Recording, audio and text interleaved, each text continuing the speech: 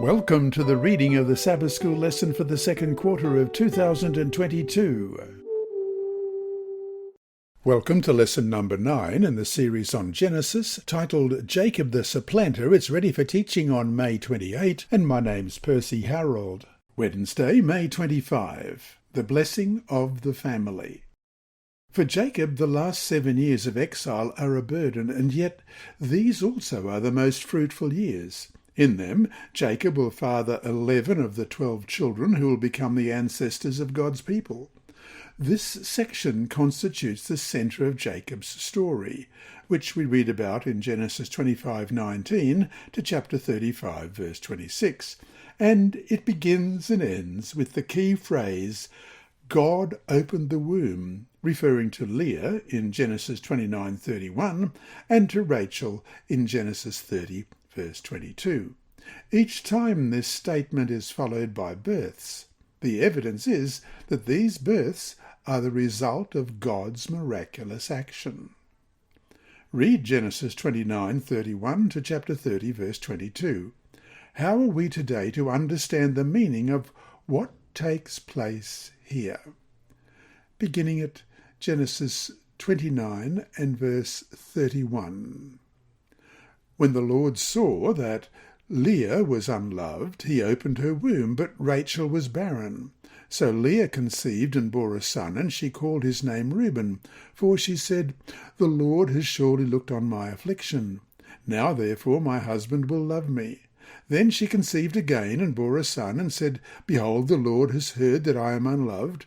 He has therefore given me this son also. And she called his name Simeon. She conceived again and bore a son, and said, Now this time my husband will become attached to me, because I have borne him 3 sons. Therefore his name was called Levi.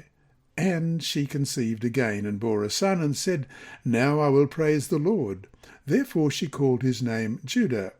Then she stopped bearing. Now when Rachel saw that she bore Jacob no children, Rachel envied her sister and said to Jacob, Give me children, or else I die.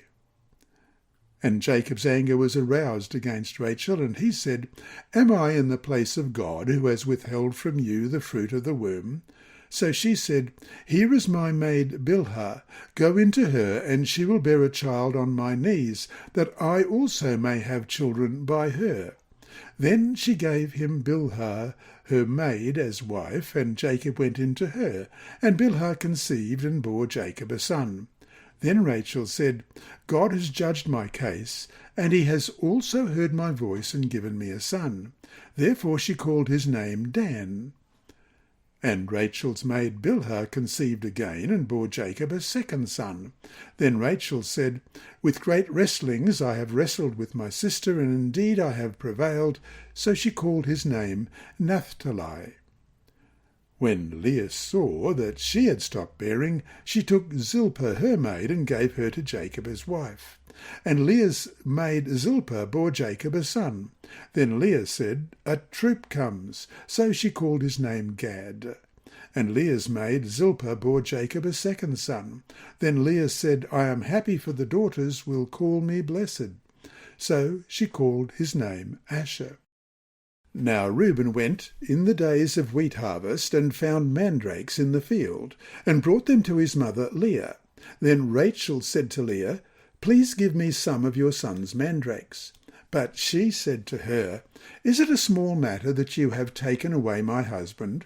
Would you take away my son's mandrakes also?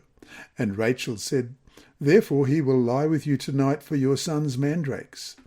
When Jacob came out of the field in the evening, Leah went out to meet him and said, You must come in to me, for I have surely hired you with my son's mandrakes. And he lay with her that night. And God listened to Leah, and she conceived and bore Jacob a 5th son.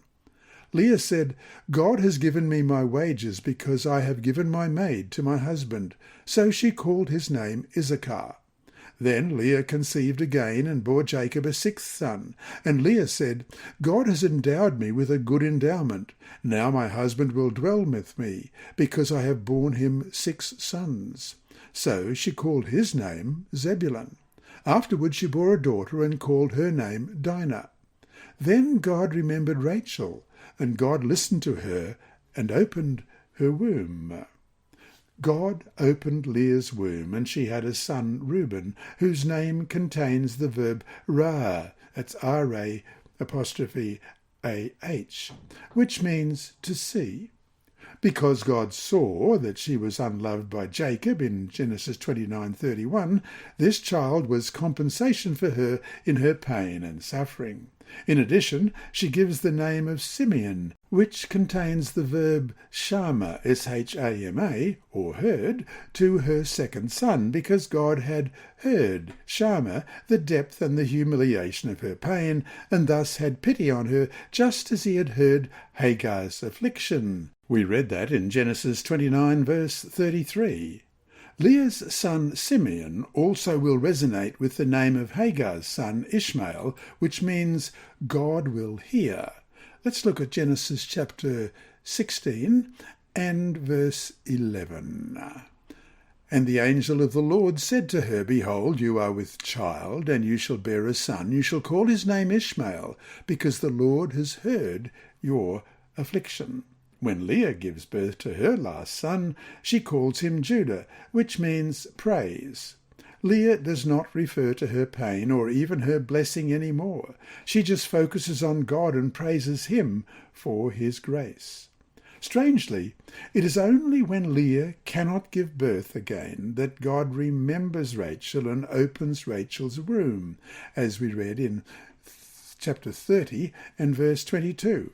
Rachel, the beloved wife, had to wait 7 years after her marriage and 14 years after her betrothal with Jacob to have her first son, as we read in chapter 29, verse 18.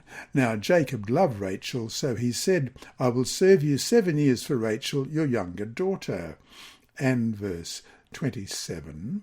Fulfill her week, and we will give you this one also for the service which you will serve with me still another 7 years.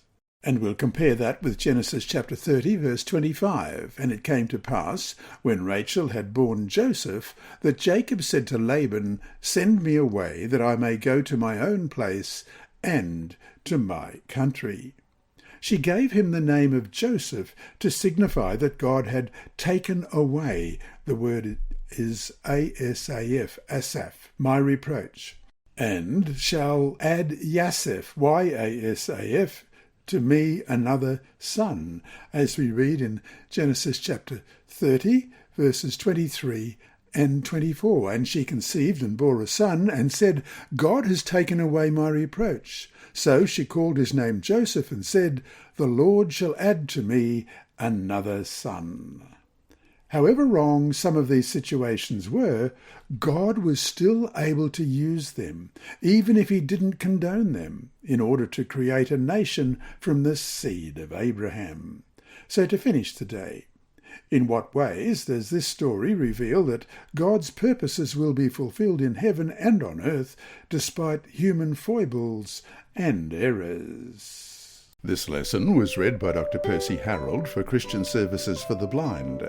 Sponsored by the Sabbath School Department and distributed through Hope Channel Australia, this podcast is also redistributed by Hope Channel Germany, Christian Record Services for the Blind, and It Is Written. It is also available on SoundCloud and through multiple podcast distributors, including Apple iTunes. Remember, God is always faithful.